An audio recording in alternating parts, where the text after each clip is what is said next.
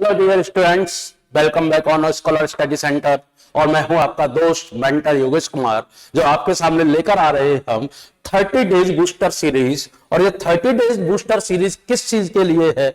ये है आपका टायर 2 जो एसएससी सीजीएल का, और जिसमें रीजनिंग के कौन कौन से क्वेश्चन पूछे जा सकते हैं, या पिछले एग्जाम में कौन कौन से क्वेश्चन पूछे गए थे, उन सारे क्वेश्चनों की हम यहाँ बात करने जा रहे हैं। हम हैं यहाँ डे 7 में, और अगर आप यहां तक आए हैं तो मैं उम्मीद करूंगा कि आप पिछली जो वीडियो है डे 6 तक की वो आप देखकर आए होंगे।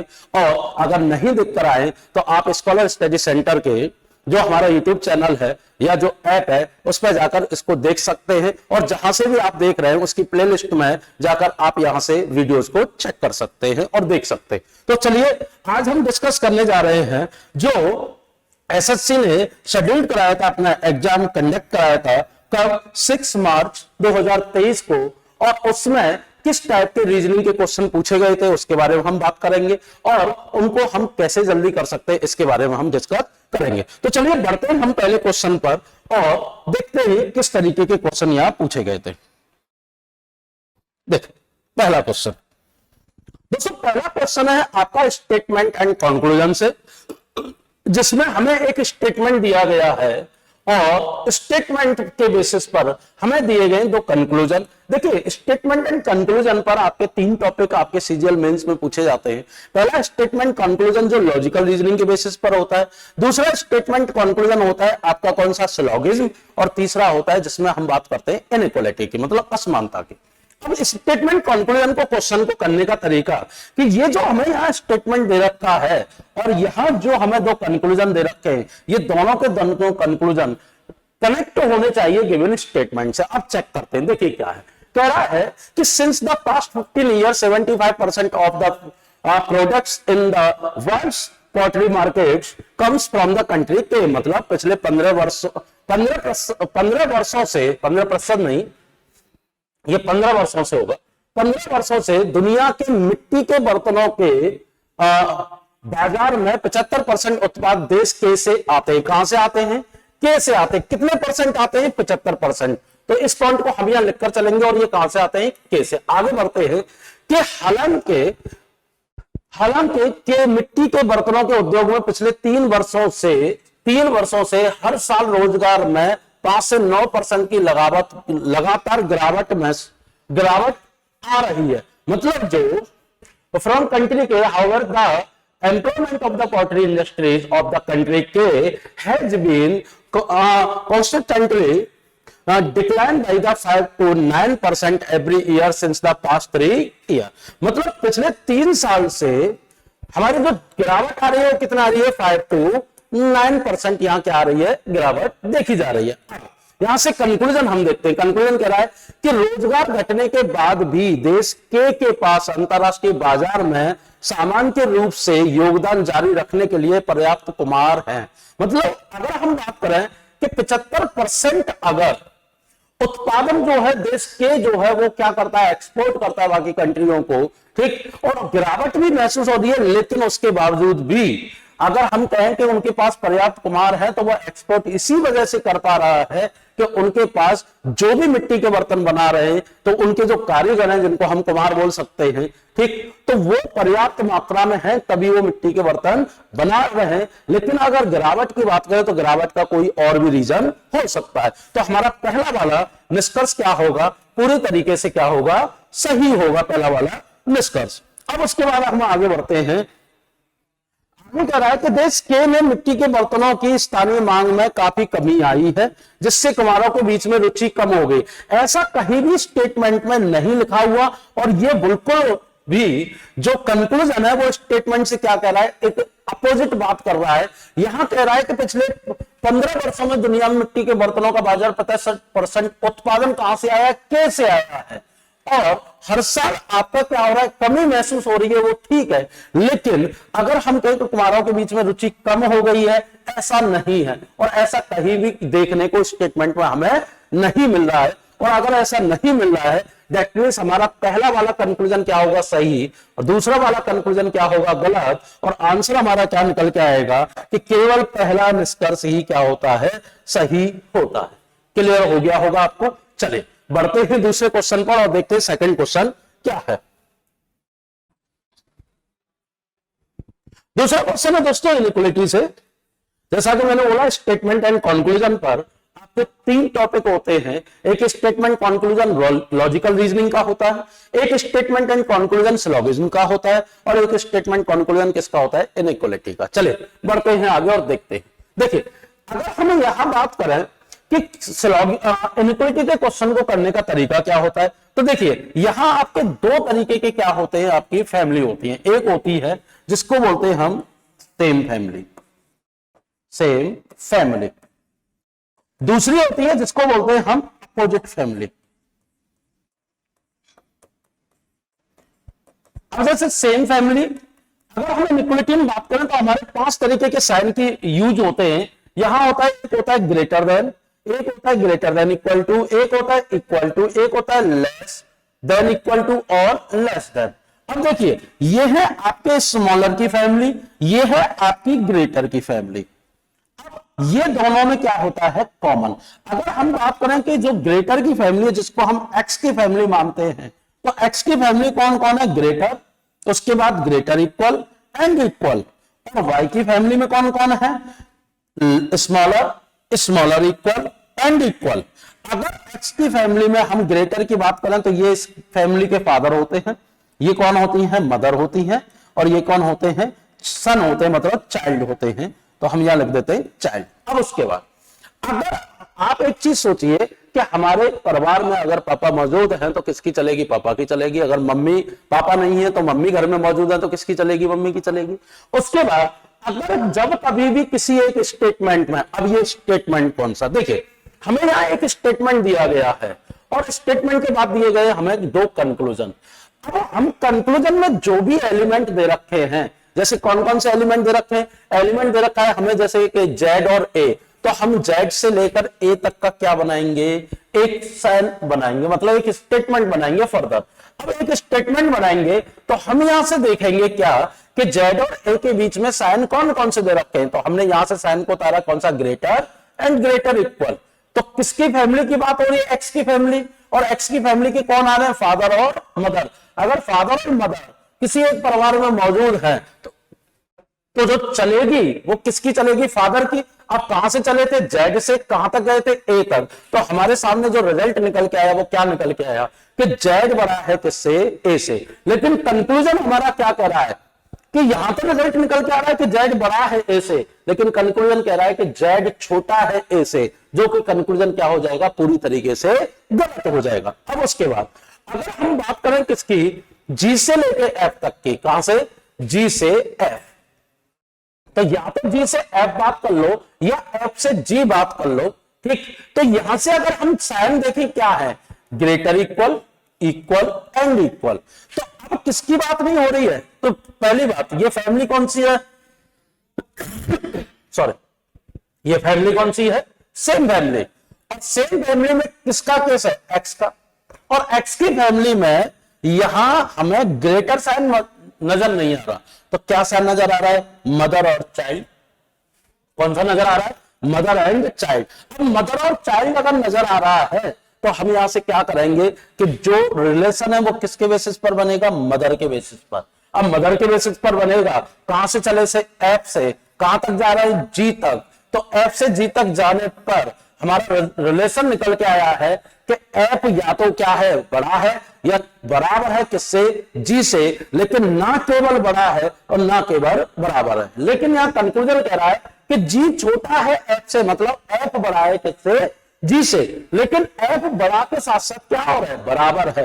तो केवल बराबर नहीं हो सकता, इसलिए दोनों के दोनों निष्कर्ष क्या हो जाएंगे, गलत हो जाएंगे। और दोनों के दोनों निष्कर्ष गलत होंगे तो ऑप्शन हमारा कौन सा सही आएगा कि ना तो पहला और ना ही दूसरा निष्कर्ष सत्य है। क्लियर हो गया होगा आपको। चलिए बढ़ते हैं आगे और देखते हैं नेक्स्ट क्वेश्चन को।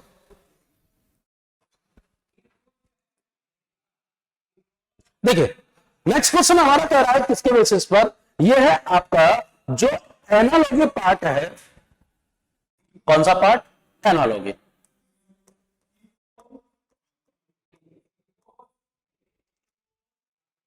एनालॉजी दैट मीन जिसको बोलते हैं सादृश्यता। ठीक, अब देखिए सादृश्यता, अगर एनालॉजी की बात करें तो यहां एनालॉजी जो क्वेश्चन दे रखा है इसमें हैश की पोजीशन पर कौन सा आएगा और परसेंटेज की पोजीशन पर आने वाला जो वर्ड है वो ये है। अब इसमें अल्फाबेट किस तरीके से कनेक्ट होंगे, देखिए अगर इसको हम ऑप्शन से करें तो हम इसको डायरेक्ट ऑप्शन से कर सकते हैं। कैसे करें तो ध्यान दीजिएगा, जैसे कि यहां क्या दे रखा है क्यू, ये है इसकी फर्स्ट पोजीशन, कौन सी पोजीशन, फर्स्ट, ये है सेकंड, ये थर्ड, ये फोर्थ। हमें यहां थर्ड से फोर्थ बनता हुआ नजर आ रहा है तो फर्स्ट से क्या बनेगा, सेकंड। अब अगर थर्ड से फोर का रिलेशन हम निकाल लें तो फर्स्ट से सेकंड का भी रिलेशन हम फाइंड आउट कर लेंगे। अब कैसे, देखिए यहां पहला जो अल्फाबेट है वो क्या दे रखा है, क्यू, और अगर क्यू दे रखा है तो यहां पहला जो भी अल्फाबेट होगा, मतलब इस वर्ड में जो पहला अल्फाबेट है क्यू, उससे अगर हम वापस जाए मतलब माइनस, मतलब राइट टू लेफ्ट चले अल्फाबेट में, तो हमें दिखाई दे रहा है एन ओ एन ओ, या तो क्या दिखाई दे रहा है एन और या क्या दिखाई दे रहा है ओ। मतलब जो एन और ओ है वो क्यू से कहां आते हैं, पहले आते हैं। अब यहां क्या दे रखा है, के, और अगर के दे रखा है और ये बनेगा इस वर्ड के फर्स्ट अल्फाबेट से, दैट मींस के रिलेट करेगा इस वर्ड के फर्स्ट अल्फाबेट से, तो यहां के आ चुका है और ये क्यू से कम है या पहला, तो ये कहीं ना कहीं उस अल्फाबेट से कम होगा, मतलब यहां वो अल्फाबेट होगा जिससे के क्या होगा, कम होगा। अब यहां कौन सा, तो देखिए के से पहले क्या आता है, एच, जो कि नहीं होगा। के से पहले क्या आता है, एच नहीं होगा। के से पहले क्या आता है, एच नहीं होगा। लेकिन एम, जब हम एम रखेंगे तो एम के पहले कौन आता है, के, क्यू से पहले कौन आता है, एन या ओ। तो अगर यहां से हमें ऑप्शन देखें तो हमारा आंसर कौन सा निकल के आ गया, हमारा डी ऑप्शन यहां से क्या हो रहा है, सही हो रहा है। अब इसको अगर लॉजिकली चेक करें तो देखिए, अब इसको उठाकर आप लॉजिकली चेक कर लीजिए। एनालॉजी ये कहती है कि जो लॉजिक यहां होगा पहले सेक्शन में, वही लॉजिक कहां होगा, दूसरे सेक्शन में। अब देखिए जैसे एम एल एच, उसके बनना है क्या, के एन एफ। हमें दिखाई दे रहा है कि एम, एम से अगर हम दो पीछे जाते हैं, या कहें कि के से एम तक जाने के लिए हमें कितना चलना पड़ेगा, तो के बाद एल और एम, तो मतलब यहां क्या हो गया, -2। एल से एम तक जाने के लिए हमें क्या चलना पड़ रहा है, एल, एम एंड एन, मतलब हमें 2 आगे जाना पड़ रहा है, +2, और एच से एफ तक, एफ जी एच, मतलब -2। तो लॉजिक बनना है -2 +2 एंड -2। तो क्या इसमें ये लॉजिक बनना है, तो देखिए O P Q, O P Q -2, उसके बाद C D E +2, V U T -2। तो लॉजिक हमारा बन रहा है, तो हमारा आंसर क्या हो जाएगा, डी। क्लियर है दोस्तों, चले बढ़ते हैं आगे और देखते हैं नेक्स्ट क्वेश्चन को।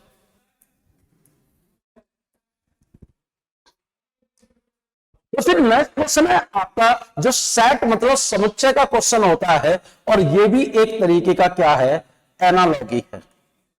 और एनालॉजी है तो ये क्या कहता है, ये कहता है कि select the set of which of the numbers are related in the same way as are the number of following sets. मतलब यहां जो नंबर दे रखे हैं इसमें जो भी लॉजिक लग रहा है, जो कि लॉजिक दोनों में सेम होगा, वही सेम लॉजिक इन किसी एक ऑप्शन में क्या होगा, सेम। इसलिए इसको अगर सेम है तो एनालॉजी का दूसरा नाम होता है जिसको बोलते हैं हम सिमिलरिटी, और इसीलिए एनालॉजी को सादृश्य परिचय, मतलब जो है ऐसा ही दृश्य में दिखना चाहिए। अब देखिए यहां से अगर हम क्वेश्चन को देखें तो क्वेश्चन में क्या कहता है कि ये जो नंबर है ना, जैसे 46 दे रखा है, हम इसको अलग अलग नहीं कर सकते। जैसे लिखा हुआ है कि संख्या में उसके घटकों को अंगों को विभाजित किए बिना पूर्ण संख्या पर गणितीय जो आपकी क्या है, संक्रिया है, मतलब ऑपरेशन है, वो लगा लें, मैथमेटिकल ऑपरेशन। चलिए देखते, देखिए ये 46 कहीं ना कहीं 49 के आसपास दिखाई दे रहा है। अब 49 के आसपास दिखाई दे रहा है तो हम इसको कैसे करें, तो हम कैसे करेंगे कि 8 -1 का स्क्वायर -3 कितना हो गया, 46, क्योंकि 8 -1 कितना होगा, 7, और 7 का स्क्वायर कितना हो गया, 49, -3 कितना हो गया, 46, 9 -4 का स्क्वायर मतलब कितना हो गया, 5 का स्क्वायर, -3 कितना हुआ कि 25 में से 3 गया तो क्या हो गया 22। और यहां से हमें रिजल्ट मालूम पड़ गया कि लॉजिक क्या चल रहा है। अब उसके बाद वो ऑप्शन जिसमें ऐसा लॉजिक लग रहा होगा हम उसको क्या करेंगे, उस सेट्स को क्या मान लेंगे, सही मान लेंगे। अब देखिए यहां से अगर देखें कि 7 - 6 कितना हो रहा है 1, 1 का स्क्वायर 1 -3 13 नहीं होता। 4 - 2 कितना होता है 2, 2 का स्क्वायर होता है 4 एंड 4 में से 3 माइनस किए तो 1 रिजल्ट आएगा, 5 नहीं आएगा। 7 - 3 कितना होता है, 7 - 3 का अगर स्क्वायर करें तो ये हो गया 4, 4 का स्क्वायर कितना हो गया 16 -3 अगर करें तो रिजल्ट हमारे पास निकल के आ गया 13 और आंसर हमारा कौन सा हो गया सी। क्लियर है दोस्तों? अगर चीजें समझ में आ रही है तो लाइक शेयर सब्सक्राइब जरूर करिएगा और ज्यादा से ज्यादा लोगों तक इसको पहुंचाइएगा। चलिए बढ़ते हैं आगे और देखते हैं नेक्स्ट क्वेश्चन को। देखिए दोस्तों एक क्वेश्चन है हमारे सामने ब्लड रिलेशन का, और ब्लड रिलेशन में एक 3 पार्ट होते हैं आपके। एक होता है पजल्ड बेस्ड, कौन सा पजल्ड बेस्ड, दूसरा होता है पॉइंटिंग बेस्ड और तीसरा होता है जिसको बोलते हैं कौन सा आपका कोडेड बेस्ड। और यहां इस बार जो एसएससी मेंस में जो क्वेश्चन पूछे गए वो क्वेश्चन आपके पूछे गए थे कौन से, कोडेड बेस्ड। अब देखिए यहां से क्वेश्चन क्या क्या है देखिएगा। जैसे कि हमें कंडीशन दे रखी है A has B that means A is the brother of B, A at the rate B that means A is the daughter of B, A and B that means A is the husband of B and A% B that means A is the wife of B। तो अब यहां से हमें कह रहा है कि if D at the rate N at the rate H and Y at the rate F and percentage B then how is Y related to D। तो इसको करने के लिए सबसे पहले हम बनाएंगे यहाँ फैमिली ट्री, और फैमिली ट्री बनाने के लिए आपको कुछ चीजें याद रखनी होंगी। जैसे कि अगर हम जेंडर की बात करते हैं फैमिली ट्री में, तो जेंडर मतलब अगर हम बात करें कि जो हमारा जेंडर है उसमें अगर मेल आता है तो हम प्लस साइन और फीमेल आता है तो उसके लिए क्या रखेंगे माइनस साइन। उसके बाद अगर 1 जनरेशन गैप की कंडीशन है तो हम वहां क्या रखेंगे, एक सिंगल हॉरिजॉन्टल लाइन बनाएंगे, अगर सॉरी वर्टिकल लाइन, अगर सेम जनरेशन है तो हॉरिजॉन्टल लाइन, अगर हस्बैंड वाइफ कंडीशन है तो पैरेलल लाइन से ड्रॉ करेंगे, और अगर आपका 2 जनरेशन गैप है तो 2 वर्टिकल लाइन से हम उसको शो करेंगे। जो पहले की जनरेशन है उसको टॉप पर और जो बाद की जनरेशन है उसको बॉटम पर। तो चलिए बनाते हैं। जैसे कि कह रहा है D and at the rate N, D at the rate represent कर रहा है किसको, डॉटर को, मतलब पुत्री को। तो डी डॉटर है दैट मींस फीमेल है, माइनस साइन किसकी डॉटर है, तो ये एन की, तो 1 जनरेशन गैप आ गया तो हमने वर्टिकल लाइन बना दी और ये एन की क्या है, डॉटर है। अब आगे क्या कह रहा है, N and at the rate H, मतलब एन भी क्या है, डॉटर है, और किसकी डॉटर है, एच की।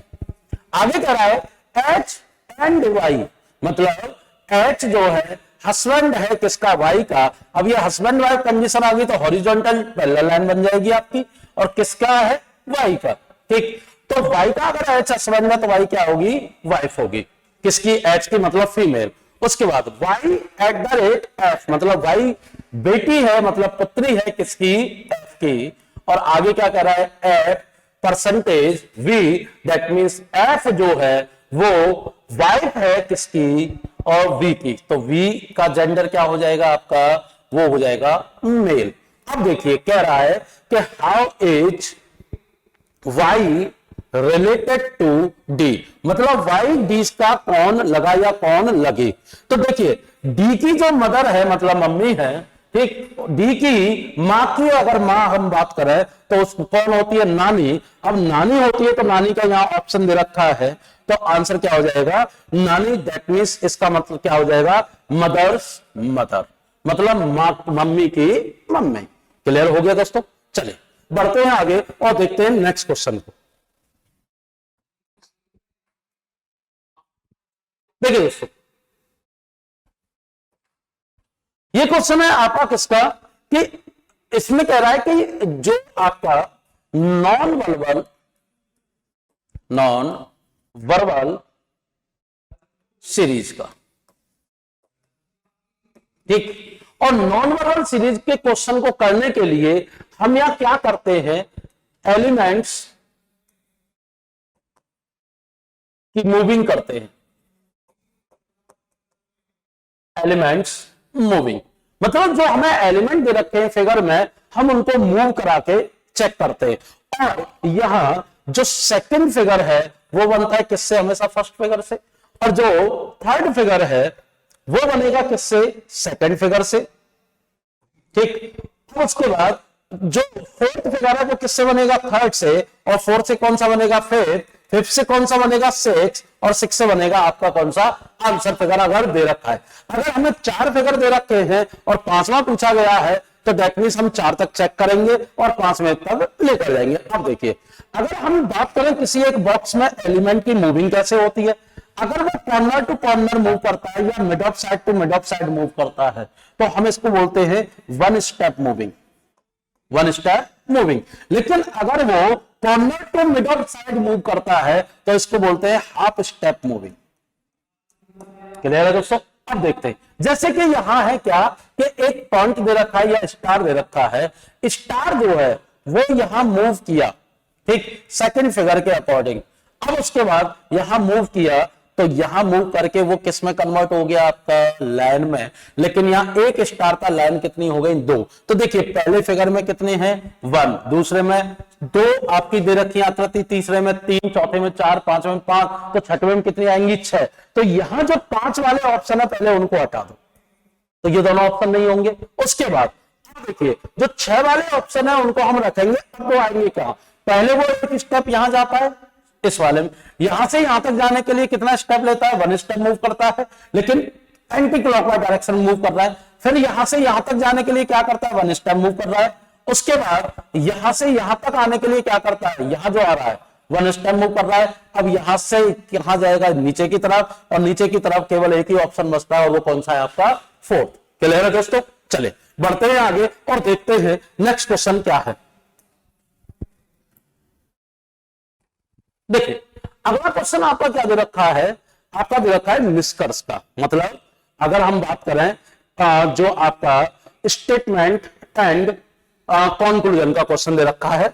अब देखें स्टेटमेंट कंक्लूजन के क्वेश्चन को कैसे हमें करना है। जो अगला क्वेश्चन हमें दे रखा है वो क्वेश्चन हमें दे रखा है किसका, वो है आपका जो इन्फ्रेंसेस मतलब अनुमान का।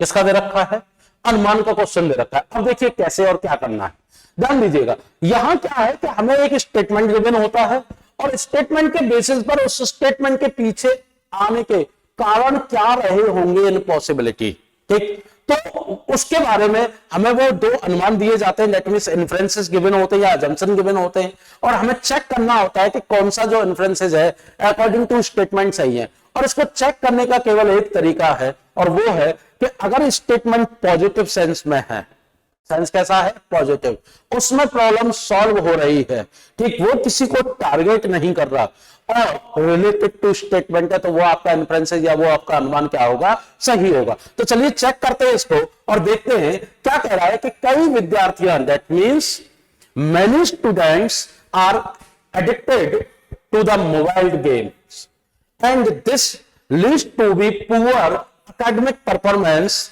ठीक। मतलब कई विद्यार्थियों को मोबाइल गेम्स खेलने की आदत पड़ गई है और इसी कारण से खराब शैक्षिक प्रदर्शन, मतलब जो आपके स्कूल में या एकेडमिक्स में जो आपका जो प्रदर्शन जिस तरीके से होना चाहिए उस तरीके से नहीं हो रहा है, तो शैक्षिक प्रदर्शन करते हैं, मतलब खराब करते हैं, मतलब केवल गेम खेलते रहते हैं या गेम की ऐसी लत पड़ गई है कि वो अपने स्कूलिंग में या अपनी पढ़ाई पर ध्यान नहीं दे पा रहे हैं, जिससे कि उनके मार्क्स क्या हो रहे हैं, डिक्रीज हो रहे हैं। अब पहला कह रहा है कि कई विद्यार्थियों मोबाइल गेम के कारण पढ़ाई पर ध्यान नहीं दे पा रहे, मतलब many students are not paying attention to study due to the mobile games.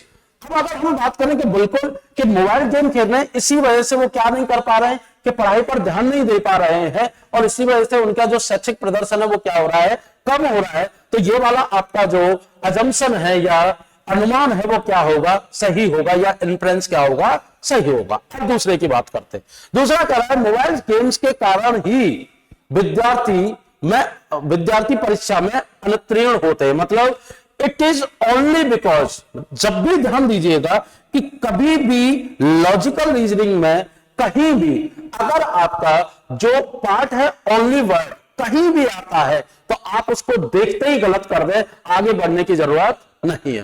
Clear है दोस्तों? जब आगे ओनली अगर आए तो आगे बढ़ने की जरूरत नहीं है, चाहे वो पॉजिटिव सेंस हो चाहे वो नेगेटिव सेंस हो, उसको चेक करने की जरूरत नहीं है। और जब चेक करने की जरूरत नहीं है दैट मींस ये आपका जो इन्फ्रेंस है क्या हो जाएगा, गलत हो जाएगा। और अगर वो गलत होगा तो इसका मतलब है कि हमारा आंसर क्या होगा कि केवल पहला ही अनुसरण करता है और दूसरा अनुसरण नहीं करता। तो समझ में आ गया होगा डियर स्टूडेंट्स कि जब भी ओनली किसी स्टेटमेंट में आएगा तो हम उस अजम्पशन को, उस कंक्लूजन को, हम उस किसको, जो भी आपका कोर्स ऑफ एक्शन है, जो भी आपका आर्गुमेंट है, जो भी आपका क्योज एंड इफेक्ट है, जब भी ओनली आएगा तो हम उसको क्या कर देंगे, गलत कर देंगे, क्योंकि केवल वही कारण नहीं हो सकता, उसके अलावा बहुत सारे कारण भी हो सकते हैं। तो आंसर क्या हो जाएगा, ओनली फर्स्ट अनुसरण करता है, मतलब ओनली फर्स्ट फॉलो। चले बढ़ते हैं नेक्स्ट क्वेश्चन पर और देखते हैं अगला क्वेश्चन क्या है।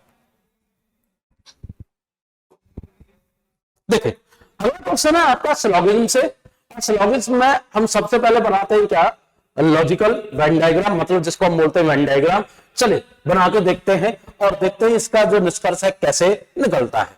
ध्यान दीजिएगा, पहला कह रहा है कि सभी फोन लैपटॉप है, सभी पेन ड्राइव फोन है और सभी पेन ड्राइव पेन है। तो सबसे पहले हम थर्ड वाले से स्टार्ट करेंगे। क्या कह रहा है कि सभी जो पेन ड्राइव है, मैं पीडी कर देता हूं, ठीक, वो क्या है, पेन से है, पेन है।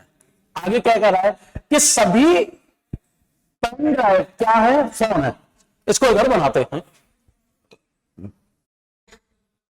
सभी जो हो आपकी क्या है, पेन ड्राइव, वो क्या है, वो फोन है, सॉरी पेन है। आगे क्या कर रहा है कि सभी पेन ड्राइव क्या है आपकी, जो फोन है, देख सभी जो पेन ड्राइव हैं वो क्या है आपके, वो पेन है, ठीक। उसके बाद आगे कह रहा है सभी पेन ड्राइव फोन है, सभी पेन ड्राइव क्या है, फोन है। आगे क्या कह रहा है, इसको पीएच कर देते हैं।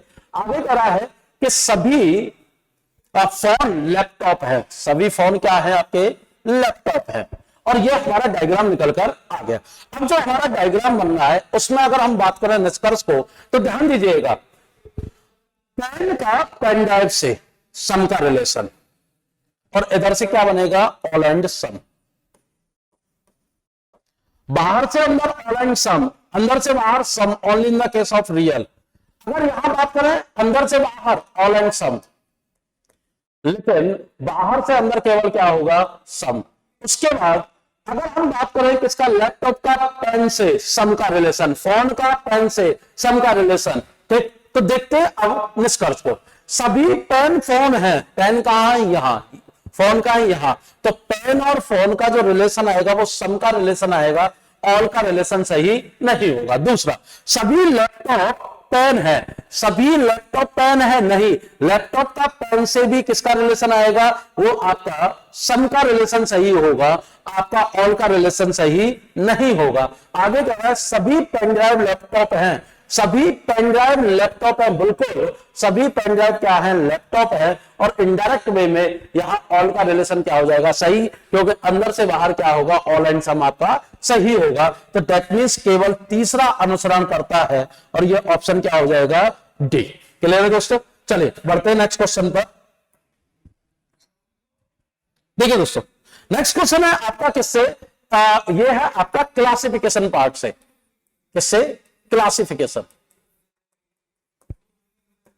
अब जैसे जो क्लासिफिकेशन मतलब जिसको हिंदी में बोला जाता है वर्गीकरण, या जिसको ऑड वन आउट की संज्ञा भी दी जाती है, और कहता है out of the following 5 figure 4 are alike in same manner and 1 is differ from these, in that manner select the odd figure. मतलब इसमें से जो अलग आकृति है उसको चेक करिए। अब देखिए यहां हमारी जो सर्कल है वो कितने दे रखे हैं 3, और एक हमारी कोई भी एक आकृति दे रखी है। लेकिन अगर आप पहले फिगर की बात करें तो उसमें एक मिड में है, 2 बाहर है। अगर हम तीसरे फिगर की बात करें तो एक मिड में है, 2 क्या है बाहर है। अगर हम फोर्थ की बात करें तो एक मिड में है, 2 बाहर है। और अगर हम फिफ्थ की बात करें तो एक मिड में है और 2 क्या है सर्किल बाहर है। लेकिन अगर हम सेकंड की बात करें तो यहां 2 मिड में है, मतलब मिड दैट मींस किसी भी फिगर के अंदर है, और एक जो है उस फिगर से बाहर है, और यही हमारा क्या है डिफर है, और डिफर है तो यही हमारा क्या हो जाएगा आंसर। क्लियर है दोस्तों? चलिए बढ़ते हैं नेक्स्ट क्वेश्चन पर और देखते हैं अगला क्वेश्चन। देखिए दोस्तों अगला क्वेश्चन है आपका अगेन क्लासिफिकेशन से, और क्लासिफिकेशन से है तो यहां ये क्वेश्चन आया है जैसे चिकन्स, बैट्स, सील्स एंड रोडनट्स, तो इसमें कौन सा डिफरेंट है? तो आप सभी जानते हैं कि यहां डिफरेंट कौन सा है, चिकन। कौन सा है? चिकन डिफरेंट है, और बाकी सभी क्या है एक सेम प्रजाति से है। क्लियर दोस्तों? चलिए बढ़ते हैं आगे और देखते हैं नेक्स्ट क्वेश्चन क्या है। तो ये था दोस्तों हमारा डे 7 का जो भी आपका डेटा था, और हमने डे 7 में हमने syllogism, inequality, statement, conclusion, inferences और analogy, coding, decoding, blood relation के बहुत सारे क्वेश्चनों को हमने देखा, और उन क्वेश्चनों को कैसे करना है इसके बारे में हमने डिस्कस किया। तो अब हम मुलाकात करेंगे आपसे 6 मार्च के ही एग्जाम में, और उसमें जो आपकी डे 8 की जो वीडियो होगी उसके में हम बात करेंगे। और अब हम आपसे विदा लेंगे, लेकिन आप बने रहिए स्कॉलर स्टडी सेंटर पर और यहाँ के डेटा का आनंद लीजिए और अपनी पढ़ाई को बहुत बेहतर तरीके से बनाइए, और जिसमें आप प्रयास करेंगे और हम प्रयास करेंगे तो दोनों मिलकर कहीं ना कहीं आपके लिए एक बेहतर भविष्य तैयार कर सकते हैं। तो चलिए मैं आप विदा लेता हूं आपसे। जय हिंद,